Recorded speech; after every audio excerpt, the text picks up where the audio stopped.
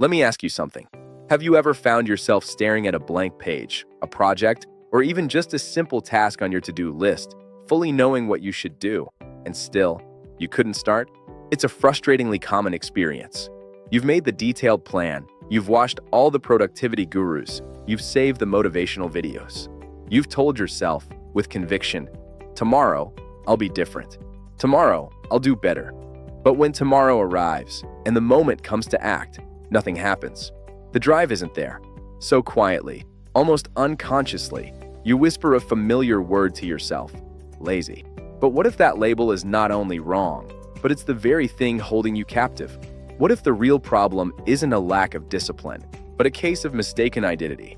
Stay with me for the next few minutes, because by the end of this video, you'll come to realize something profound. You're not lazy. Your identity is holding you back. Here's a truth that most people never get to hear. Humans, at their core, are not naturally lazy. Think about it.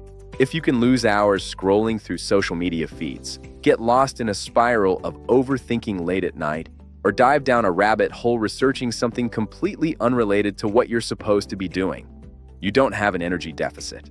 You have an abundance of it. What you lack is alignment. The word lazy has become a convenient, catch-all explanation when our actions don't line up with our intentions or who we think we should be. But if you look deeper, beneath that simplistic and damaging label, you'll almost always find something else. Fear of failure, hesitation born from uncertainty, or a deep internal conflict. It's not a character flaw. It's a sign that something is out of sync. So what is this powerful force steering your actions? It's your identity. Your identity is the collection of stories you tell yourself about who you are. Not who you aspire to be, but who you fundamentally believe you are right now. These beliefs often hide in plain sight, disguised as harmless observations. I'm just not a morning person. I'm terrible at staying consistent. I always fall off after a few weeks. I just work better under the pressure of a deadline.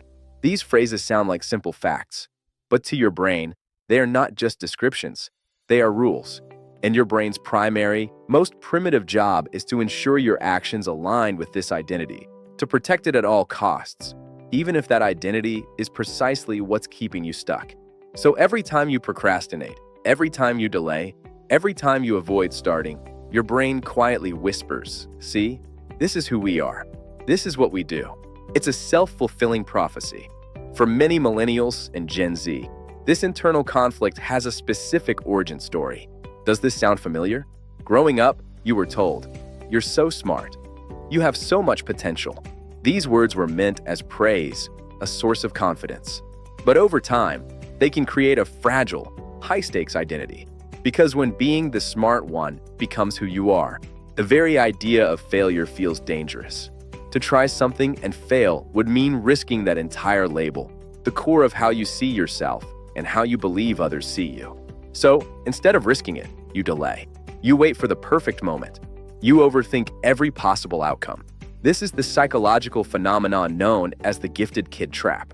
From the outside, it's easily mistaken for laziness. But from the inside, it's a desperate act of self-protection. This is exactly why chasing motivation is a losing game. Motivation is a feeling, and feelings are fleeting. It tries to change your behavior from the outside in. But your identity is what controls your behavior from the inside out. You can feel a surge of inspiration after watching a video or reading a book, but that feeling will inevitably fade because it hasn't rewritten the fundamental story of who you think you are. That's why the new gym routine is abandoned by February. It's why the ambitious new habit collapses after a stressful week. You're trying to build a new life, a new set of behaviors, on top of an old, outdated identity. And in any conflict between your actions and your identity, the old identity almost always wins. So how do we break free?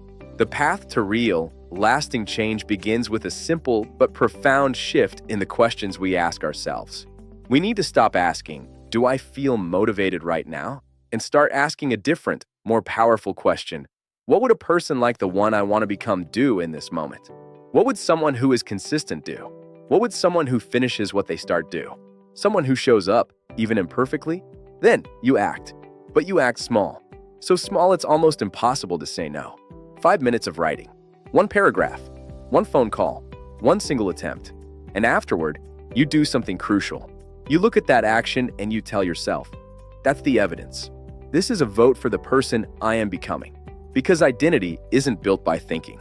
It's not built by motivation. It's built, one small piece at a time, by proof. So let's be perfectly clear.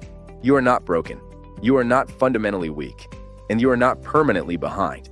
You are simply carrying an outdated identity, a story about yourself that no longer fits the life you want to live.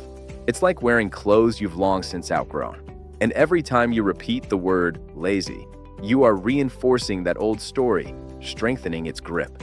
But the moment you decide to change the narrative, the moment you say, I am in the process of rebuilding who I am, everything begins to shift. It won't happen overnight. It will be quiet. It will be slow, but it will be permanent. If this video resonated with you, if it made you feel seen, please remember this. You don't need more pressure or more guilt. You need a new self-image built on compassion and small, consistent proof. For more content designed to help you understand your own mind and grow beyond your perceived limits, this is Brain Ascend. And if this video helped your future self, even just a little, taking a small action like a like and a subscribe is another piece of evidence, another vote for the person you are actively becoming.